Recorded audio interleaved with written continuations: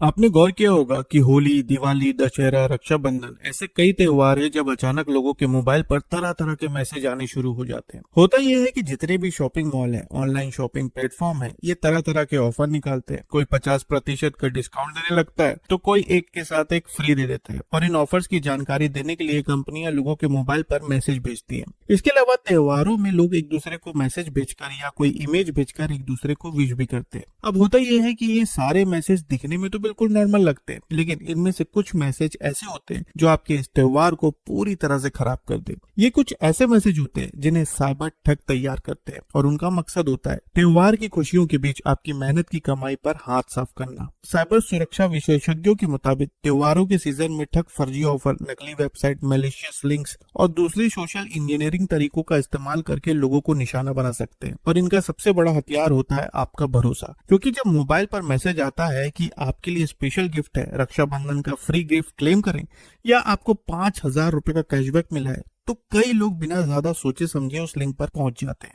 तो चलिए जानते हैं कि इन त्योहारों पर साइबर ठग किन 5 तरीकों से आपको अपना निशाना बना सकते हैं। पहला तरीका है फर्जी गिफ्ट या विशिंग मैसेज। मान लीजिए रक्षाबंधन है और आपके व्हाट्सएप पर किसी अनजान नंबर से एक मैसेज आता है, हैप्पी रक्षाबंधन, आपके लिए स्पेशल गिफ्ट है, यहाँ क्लिक करके अपना गिफ्ट क्लेम कर लो। या फिर कोई खूबसूरत सी त्योहार वाली इमेज भेजी जाती है और उसके साथ भी एक लिंक दिया जाता है। अब देखने में तो ये बिल्कुल सामान्य लगता है, लेकिन यहीं पर सावधान होने की जरूरत है। कई बार ऐसे मैसेज के साथ आपको कोई एपीके फाइल डाउनलोड करने का लिंक दिया जा सकता है। आपसे कहा जा सकता है कि इस गिफ्ट को पाने के लिए ये ऐप इंस्टॉल करिए, विशेष ऑफर देखने के लिए एपीके डाउनलोड करें, या आपका गिफ्ट इसी ऐप में मिलेगा। और यहीं पर खेल शुरू हो जाता है। अगर आप अनजान सोर्स से आई ऐसी एपीके फाइल डाउनलोड करके उसे फोन में इंस्टॉल करते हैं और उसे जरूरत से ज्यादा परमिशन दे देते हैं, तो वो मैलिशियस ऐप आपके फोन और आपकी संवेदनशील जानकारी को निशाना बना सकता है। यानी जिस मोबाइल पर आपने अपने banking apps, UPI apps, personal photo और दूसरी जरूरी जानकारी रखी है, वही मोबाइल खतरे में पड़ सकता है। और अगर किसी मैलिशियस ऐप को आपके एसएमएस, नोटिफिकेशन या किसी दूसरी संवेदनशील चीजों तक पहुंच मिल गई, तो मामला और भी ज्यादा गंभीर हो सकता है। इसलिए याद रखिए, त्योहार की शुभकामनाएं भेजने के लिए किसी एपीके की जरूरत नहीं होती।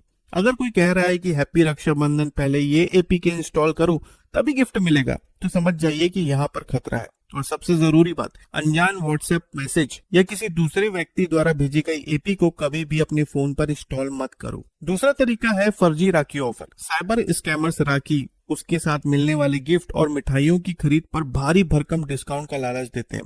कई बार तो 80 से 90% तक की छूट का दावा किया जाता है। इतना बड़ा डिस्काउंट देखकर लोग सोचते हैं, भाई इतनी सस्ती चीज मिल रही है, मौका हाथ से नहीं जाने देना चाहिए, और बस इसी जल्दबाजी का फायदा ठग उठा लेते हैं। आपसे फर्जी वेबसाइट पर ऑर्डर कराया जाता है, पेमेंट कराई जाती है, और उसके बाद ना कोई राखी आती है, ना कोई गिफ्ट, बस पैसा गायब। तीसरा तरीका है कुरियर स्कैम। त्योहारों के मौके पर लोग एक दूसरे को गिफ्ट और पार्सल भेजते हैं। ठग इसी बात का फायदा उठाकर कुरियर कंपनी का रिप्रेजेंटेटिव बनकर फोन कर सकते हैं। वो कहते हैं, आपका पार्सल डिलीवरी में अटक गया है, एड्रेस अपडेट करना पड़ेगा, डिलीवरी कंफर्म करने के लिए ओटीपी बताइए, या फिर आपके मोबाइल पर एक छोटा सा पेमेंट या वेरिफिकेशन लिंक भेज सकते हैं। अब अगर आप बिना जांचे परखे उनके बताए गए तरीके से आगे बढ़ते हैं तो नुकसान हो सकता है। याद रखिए, किसी अनजान व्यक्ति को ओटीपी, यूपीआई पिन या बैंकिंग डिटेल्स बताना बेहद खतरनाक है। चौथा तरीका है यूपीआई रिफंड स्कैम। अगर आपने हाल ही में कोई सामान ऑनलाइन ऑर्डर करके वापस किया और रिफंड का इंतजार कर रहे हैं, तो खास सावधानी रखिए। इस दौरान कोई व्यक्ति आपको फोन करके कह सकता है कि सर आपका रिफंड प्रोसेस करना है, मैडम रिफंड लेने के लिए इस लिंक पर क्लिक कीजिए, या फिर आपको ऐसा कोई स्टेप करने के लिए कहा जा सकता है जिसमें असल में आपके खाते से पैसे निकल सकते हैं। यहाँ एक बात हमेशा याद रखिए, पैसा रिसीव करने के लिए आपको अपना यूपीआई पिन डालने की जरूरत नहीं होती। अगर कोई कह रहा है कि रिफंड लेने के लिए यूपीआई पिन डालिए, तो जरा रुक जाइए, क्योंकि पिन डालने का मतलब अक्सर पैसा पाने के बजाय पैसा भेजना हो सकता है। और पांचवा तरीका है कैशबैक स्कैम। त्योहारी सीजन में बैंक ऑफर, शॉपिंग कैशबैक या स्पेशल रिवॉर्ड के नाम पर भी लोगों को फंसाया जाता है। पहले कहा जाता है कि आपको 2,000 रुपए का कैशबैक मिला है, फिर कहा जाता है बस 39 रुपए की प्रोसेसिंग फीस जमा करनी होगी, और जैसे ही आप इस लालच में पेमेंट करते हैं, ठग आपसे और जानकारी लेने लगते हैं और फिर और ज्यादा पेमेंट करने के लिए कह सकते हैं।